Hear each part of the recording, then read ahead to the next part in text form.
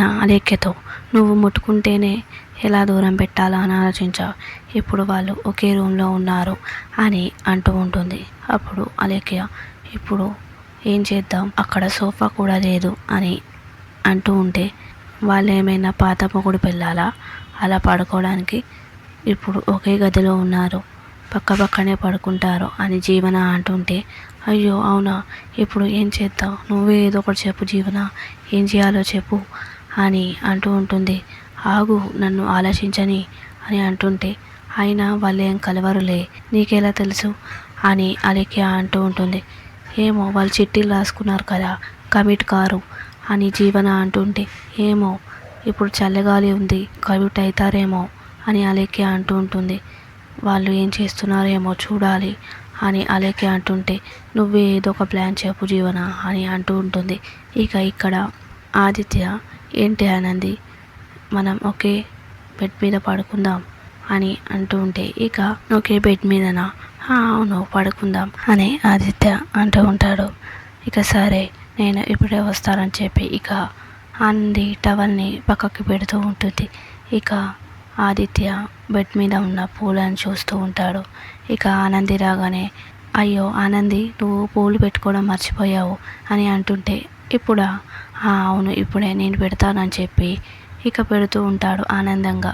ఇక ఆనంది కూడా సిగ్గుపడుతూ ఉంటుంది. ఇక పెట్టి ఆనందిని అలానే చూస్తూ ఉంటాడు. ఆనంది నీకు ఒక చిన్న మాట చెప్పాలి అని అంటూ ఉంటాడు.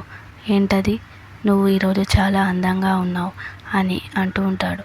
అవునా, చీర వలన అని అంటూ ఉంటుంది. లేదు మరి పూలు పెట్టినాకనా, లేదు నువ్వు రియల్గానే అందంగా ఉన్నావు అని అంటుంటే థ్యాంక్ యూ ఫర్ కాంప్లిమెంట్ అండి అని అంటూ ఉంటుంది. ఇక జీవన వెంటనే స్టూల్ని తెచ్చి ఇక అక్కడ పెడుతూ ఉంటుంది కిటికీ ఎదురుగా.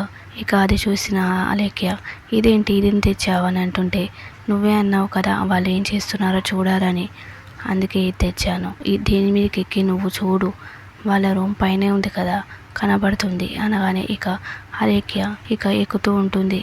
నువ్వు పట్టుకో జీవన అని అంటుంటే సరే నేను పట్టుకుంటాను నువ్వు ఎక్కు అని జీవన అంటూ ఉంటుంది. ఇక ఆదిత్య పడుకుందామా ఆనంది అని అంటుంటే సరే అని చెప్పి ఇద్దరు బెడ్ మీద పడుకొని ఉంటారు. ఇక ఆనంది దూరంగా పడుకొని ఉంటుంది. ఇక ఆదిత్య ఆనందిని అలానే చూస్తూ ఉంటాడు. ఇక అలేఖ్య నా కాళ్ళు వణుకుతున్నాయి నేను ఎక్కలేను అని అంటుంటే ఏంటి కాళ్ళు వణుకుతున్నాయా, ఇప్పుడు నువ్వు ఎక్కావంటే కింద పడేలాగానే ఉన్నావు, సరే నువ్వు గట్టిగా పట్టుకో నేనే ఎక్కుతానని చెప్పి ఇక జీవన ఎక్కుతూ ఉంటుంది. నువ్వైతే గట్టిగా పట్టుకో, అసలే ఇది స్క్రూలు డీలా ఉన్నాయి, కింద పడానంటే నా నడువులు ఇరుగుతాయి అని అంటుంటే నువ్వు పట్టుకో అని అంటుంటే ఇక జీవన ఎక్కుతూ ఉంటుంది. ఇక ఆదిత్య ఏంటి ఏమైనా మాట్లాడవచ్చు కదా ఆనంది అని అంటూ ఉంటాడు. మీరేమైనా చెప్పొచ్చు కదా ఆదిత్య గారు అని ఆనంది అంటూ ఉంటుంది. ఇక దగ్గరికి వస్తూ ఉంటాడు. నీకు ఒకటి చెప్పాలా ఆనంది అని ఆనందికి దగ్గరగా వస్తూ ఉంటే ఇక ఆనంది దూరంగా వెళ్తూ ఉంటుంది. ఇక జీవన పైకి ఎక్కి చూస్తూ ఉంటే అప్పుడే ఇక ఆనంది బెడ్ పై నుంచి కింద పడుతుండగా ఒకసారిగా ఆదిత్య ఆనంది చేపట్టుకొని లాగుతూ ఉంటాడు. ఇక అలా ఒకరినొకరు చూసుకుంటూ ఉంటారు. అది చూసిన జీవన వామ్మో వీళ్ళు అలేఖ్య అన్నట్టు బాగా అడ్వాన్స్గా ఉన్నారే అని అనుకుంటూ ఉంటుంది. అప్పుడే ఇక చైతన్య అటువైపు నుంచి వస్తూ ఉంటాడు. ఫోన్ సిగ్నల్ రాకపోవడంతో అటువైపు వస్తూ ఉంటాడు. అది చూసిన అలేఖ్య వామ్మో చైతన్య అని చెప్పి ఇక లోపలికి వెళ్తూ ఉంటుంది. ఇక వెంటనే చైతన్య స్టూల్ దగ్గరికి వచ్చి స్టూల్ని పట్టుకొని ఉంటాడు. ఇక అది చూసిన జీవన ఇదేంటి వీడేంటి ఇక్కడికి వచ్చాడు ఈ టైంలో, ఇప్పుడు నన్ను ఇక్కడ చూశాడంటే కొంప మునుగుతుంది, దేవుడా వీడు లోపలికి వెళ్ళేలా చూడు అని అనుకుంటూ ఉంటుంది.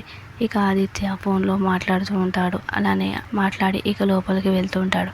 అమ్మయ్య లోపలికి వెళ్ళాడు, అమ్మో నేను దిగాలి లేదంటే ఇరుక్కుపోతాను అని చెప్పి ఇక గబగబా దిగుతూ ఉంటుంది. ఇక దిగుతుండగా ఒకసారిగా కాలు జారి కింద పడి అమ్మో అమ్మో అని నడుమి దిగింది అని గట్టిగా అరుస్తూ ఉంటుంది. ఇక అది చూసిన అలేఖ్య వెంటనే అక్కడికి వస్తూ ఉంటుంది. ఇక ఆదిత్య ఆనంది కూడా అయ్యో ఏదో సౌండ్ వచ్చింది అని అలానే చూస్తూ ఉంటారు. నాకు కూడా అదే అనిపించింది అని ఆదిత్య కూడా అంటూ ఉంటాడు. ఇక అలేఖ్య వచ్చి నువ్వు కింద పడ్డావా, మరి నువ్వు ఎక్కడికి వెళ్ళావు, చైతన్య వచ్చాడని చెప్పి నేను పక్కకు వెళ్ళాను అని అంటుంటే సరే కానీ అక్కడ ఏమవుతుంది అని అలేఖ్య అంటుంటే నేను కింద పడ్డాను నీకు బుద్ధి ఉందా అని అంటుంటే దెబ్బలు తగలాయా లేదా అని అడగాలి, దెబ్బలు తగిలాయా లేదా అని అడుగుతూ ఉంటుంది. ఏంటి ఇప్పుడు అడుగుతావా? మరి ఎప్పుడు అడగాలి? నువ్వు అంటావు అడగాలా లేదా అంటావు, అడిగితే అడిగానా లేదా అంటావు, అడగకపోతే ఎందుకు అడగలేదు అంటావు. ఏంటో అని అంటుంటే సరే కానీ నన్ను పైకి లేపు అని జీవన అంటూ ఉంటుంది. సరే అని చెప్పి ఇక పైకి లేపుతూ ఉంటుంది. ఇక అక్కడ ఏం జరిగిందో అని అలెక్కి అడుగుతూ ఉంటుంది. నువ్వు అన్నట్టే వాళ్ళు కమిట్ అయిపోయేలాగానే ఉన్నారు అని జీవన అంటుంటే, ఏంటి అవునా నువ్వన్నావు వాళ్ళు చీటీలు రాసుకున్నారని. ఏమో నాకు అనిపించింది, నేను చెప్పాను. ఇప్పుడు ఏం చేద్దాం, ఎలాగైనా వాళ్ళని ఆపాలి అని అలేఖ్య అంటూ ఉంటుంది. ఇప్పుడు నేనేం చేయాలి, వాళ్ళిద్దరి మధ్య దూరాలా అని జీవన అంటూ ఉంటుంది. ప్లీజ్ జీవన ఏదో ఒకటి చెయ్యి అని చెప్పి అంటుంటే, ఇక రూమ్లో ఈరోజు మనం ఇద్దరం ఏకాంతంగా రూమ్లో ఉండడం చాలా బాగుంది కదా అనంది. నాకు హ్యాపీగా ఉంది, నీకెలా ఉంది అని అంటుంటే, నాకు కూడా హ్యాపీగా ఉంది ఈరోజు ఇలా మనం ఒకటిగా కలవడం. ఆ శివయ్య మనని ఒకటి చేశాడేమో అనిపిస్తుంది అని ఆదిత్య అంటుంటే, అంతేనంటారు ఆదిత్య గారు. అవును, మన ఇద్దరం ఇలా కలవాలని రాసుంది అని చెప్పి ఇక దగ్గరికి వస్తూ ఉంటాడు. ఇక దగ్గరికి వస్తూ ఉంటే ఇక అది చూసి ఒక్కసారిగా అలెక్య కల కన్నట్టు, అమ్మో ఇది జరగకూడదు అని అంటుంటే, ఏంటి కలలు కంటున్నావా, ఊహించుకున్నావా అని జీవన అంటుంటే, ఇప్పుడు నేను చేయాలి అని, ప్లీజ్ జీవన ఏదో ఒకటి చేయి అంటుంటే, సరే నాకు ఒక బ్రిలియంట్ ఐడియా వచ్చింది అని అంటుంటే, ఏంటది, సరే రా చెప్తాను అని పక్కకి తీసుకెళ్తూ ఉంటుంది. ఆనంది మనసులో ఇదేంటి ఆదిత్య గారికి ఈరోజు ఏమైంది అని అనుకుంటూ ఉంటుంది. ఇక ఆదిత్య దూరంగా ఉన్న ఆనందిని చూసి దగ్గరికి రా ఆనంది అని అంటుంటే, ఏమో ఆదిత్య గారు నాకు నిద్ర పట్టడం లేదు. నువ్వేమంటున్నా నేనేం చెప్తున్నాను అంది.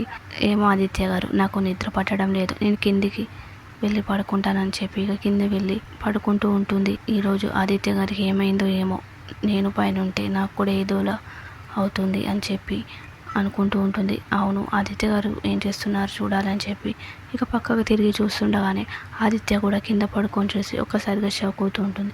అదేంటి ఆదిత్య గారు మీరు కూడా కింద పడుకున్నారు? ఏమో నువ్వు కింద పడుకోవడం చూసి నేను చూడలేకపోతున్నాను అంది. అందుకే నేను కూడా కిందికి వచ్చాను. అలా మీరు కింద పడుకోవడం నాకు నచ్చలేదు. మరి నువ్వు పైకి రా. ఏమో నేను కూడా కింద పడుకోవడం అలవాటు చేసుకుంటాను అని ఆదిత్య అంటూ ఉంటాడు. ఇక ఆనంద్ అలవాటు చేసుకుంటారా ఏంటి, చేసుకోకూడదా?